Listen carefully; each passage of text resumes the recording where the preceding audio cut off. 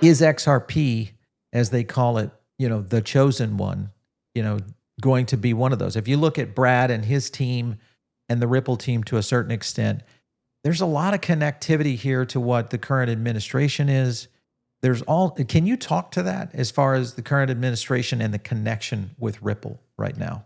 Where attention goes, energy follows. You can apply that to anything you do in life. And I think what we're seeing with the United States government right now is that the Ripple team and the Project XRP continue to be in the most important conversations. Yeah. Now, we're allowed to speculate on that way, what that may mean, but what I can focus on for sure is that just 12 months ago, not only were we not allowed in the room, we were ridiculed, we were cast out, and they gave us a dunce hat. Now, we didn't put the dunce hat on. We threw that thing to the sidelines. We said, we're legitimate crypto investors. We'll be in that room eventually. But I think the truth of the matter is Donald Trump met with Brad Garlinghouse and Stuart Alderati on 3 separate occasions, once in the summer of 2024, once in October of 2024, and then after the election cycle occurred in January of 2025.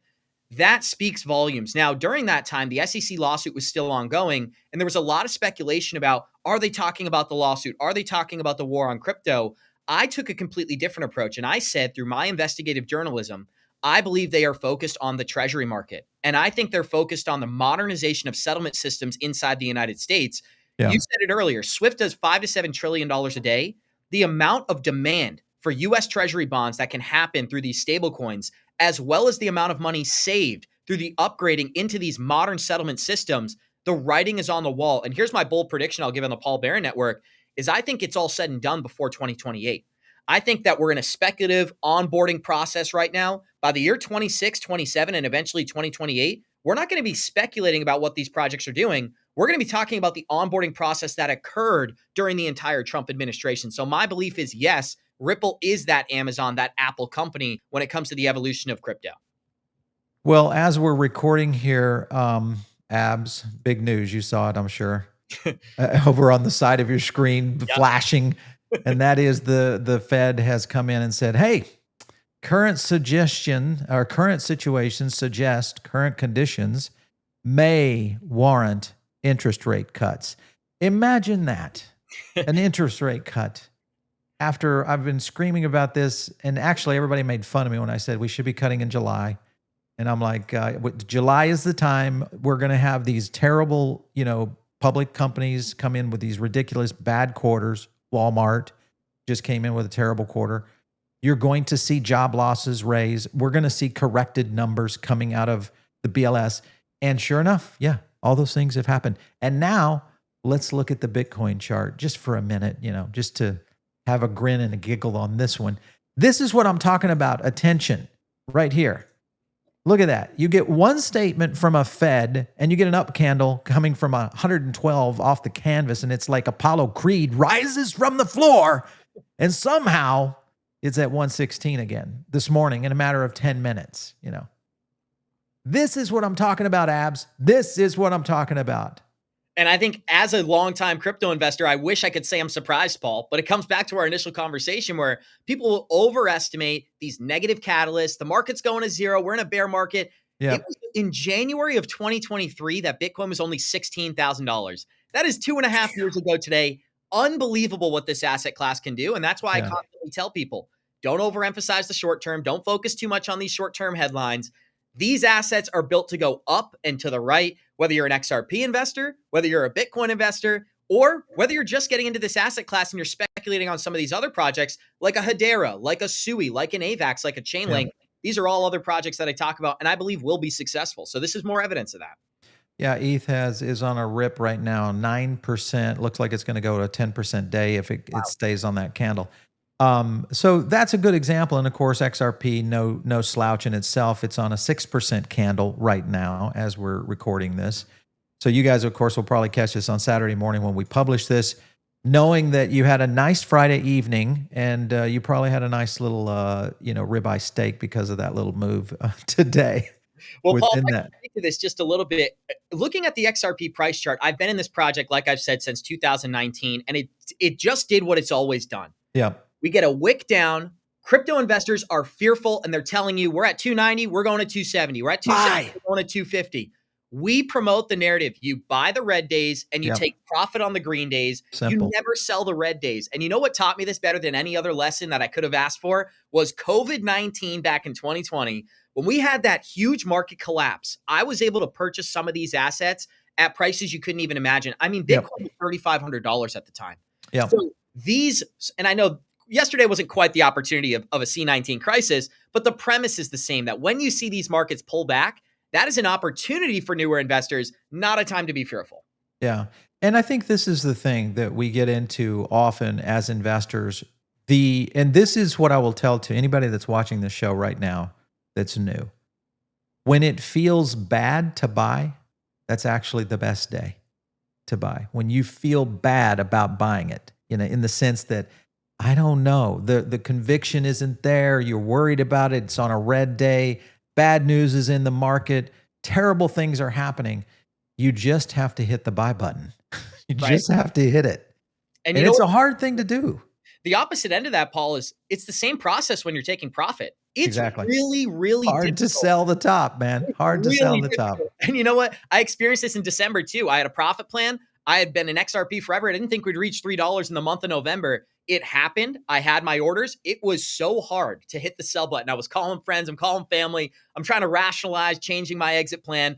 I did end up hitting the sell button, and I was able to buy back in at $1.90 by the end of December. So it just goes to show those emotions can be misleading. It's important to overcome them in the crypto market. Yeah. Here's what I don't understand, Abs. Maybe you can clarify it for me. Why does Ripple not get out there and push this stablecoin like Circle does? Jeremy Allaire is out there every day pushing USDC like crazy. What do you think is holding them back? I think it's for the institutions. I think what we're witnessing is a lot of those important conversations that Jeremy Allaire is maybe having on these public platforms. I think Ripple leadership is doing behind the scenes. And if you track where these company executives are going, whether it's Monica Long, who's the president, Brad Garlinghouse, who's the CEO, these people are getting in the room. They're not getting in the room with guys like myself, right? They're not getting in the room with some of these smaller companies, or they are going after the biggest market on the planet, and that is the central banks. And I think that this stablecoin was built for institutional adoption in a way that maybe USDC is going through a process of onboarding regular people. Ripple is going through that same process of onboarding institutions. And you brought up the Athena coin. Here's what gets me excited. For anybody who doesn't know this, the RLUSD stablecoin burns a small amount of XRP on every transaction. Now, it's a very minimal amount. It's about a singular drop of XRP. Mm-hmm. The premise works in our favor because it is a deflationary asset. As more stablecoins are launched on the XRP ledger, we're not only going to see the deflationary asset increase, we're going to see the demand for the underlying asset and XRP increase. Bingo. You know what's awesome about this whole thing is that, and I shared this many times, back in 2021, the exact topics that we were speculating on, they're happening right now in 2025. The That's ETFs, crazy. the Clarity Act, the adoption, the tokenization, it's all happening right here, right now. So I'm excited that we broke this live on air here. It's pretty awesome. Well, the funny thing is that, and this is the narrative that I think, here's the thing. Does it feel sometimes like this is just too good to be true? I mean, because I'm a business guy. I've seen really good times and I've seen really bad times. Okay. And you kind of recognize the really good times and you almost have to wonder what is going to happen that's going to screw this up. And it's like that imposter syndrome that everybody talks about. You look at the growth that we've seen, and here's the indicator that always gives me pause is when my investment advisor friends start calling me and asking me about assets that probably are not even ones that I would say, hey, yeah, you should go into that. No, they're asking me about assets that I'm like, wait a minute, what? What asset did you tell me? Well, okay, no, you do not invest in that. That is not one of them. I've had similar experiences too, and I'm sure you felt this where you've done a show every day for several years, and then you go through these bull markets and people say, how come we never talked about that? And I'm like, not only did we talk about it, it's on camera, documented right here. So I think for newer investors, what I would say about there's going to be a bear market. I got to put this out there because there's going to be a super cycle. We believe this. We're headed into this massive euphoric moment for the crypto market, but there will be a catalyst on the back end. And even if you believe XRP goes to $100, well, the data tells us every single bear market, these assets pull back 90%. I would like to outline very briefly, Paul, a case where that changes here in this bear market. Okay. My belief is that we are going to see these assets peak around January to December of 2025. And let's throw out some hypothetical price targets where XRP goes to $10 and we'll call Bitcoin 200 grand, just so it's very simple for people to understand. Well, traditionally, we would see Bitcoin pull back about 65, 70%, taking us to about $80,000. And we'd see an asset like XRP pull back 85, 90%, taking us to $1.50 or $1. Mm-hmm. What I think is different this time is that there's a handful, maybe 24 real blockchain companies that are building and developing assets that will be here in a bull market or a bear market. And I think the headline that you just read illustrates that as properly as it could be illustrated, where there's going to be projects like Hedera, there's going to be projects like XRP that maybe they go through the bear market process, they get pulled down with some of these other assets, but the decoupling event that we've heard time and time again for some of these altcoins, it will happen in a bear market, in my opinion, because while some of these projects, let's throw out Litecoin. I'm not sure how you feel about that particular project. Let's say Litecoin goes down 85, 90%. Well, a project like XRP is going to have this institutional demand right underneath it, holding us above level. So my prediction is maybe an asset like XRP depreciates 50, 60%, but it's not going to be that 90% pullback that we've seen time and time again. Well, and this is the narrative that I've been kind of championing for a while, is that this cycle system will be broken once that we have a handful of things, and all those handful of things occurred: institutional adoption, regulatory alignment, and the key one, which I believe is the component of nation states starting to truly look at this as an asset class. Right. Because once you have all those things done, you've got institutions, the government, and countries, you have now a next generation asset class. Now, albeit it's brand new. Sure, it's going to be like the internet was. There's going to be a lot of steps and stumbles along the way. But for the most part, you're going to see a class that starts to stabilize. So my question to you, is this the last real bull market for crypto? Here's what I think. My belief is that Bitcoin will move on these liquidity waves and it drives the momentum of the market. But when you talk about projects like you've just discussed, like the XRPs, even the Cardanos, the AVAXs, the Chainlinks, these top 10, 25 projects that are building and developing, my answer is no. I don't think we're going to be holding to these 4-year cycles forever. I don't think the market is structured to be that way. And here's another piece of evidence I would throw your direction. And you can let me know what you think about this as well, is that when these ETF products are turned on, you had a great interview, and the name is slipping me, but the person on your show last week predicted $5 billion in the first 4 weeks for the XRP inflow. And shout out to him for that great analysis. I played it on my show.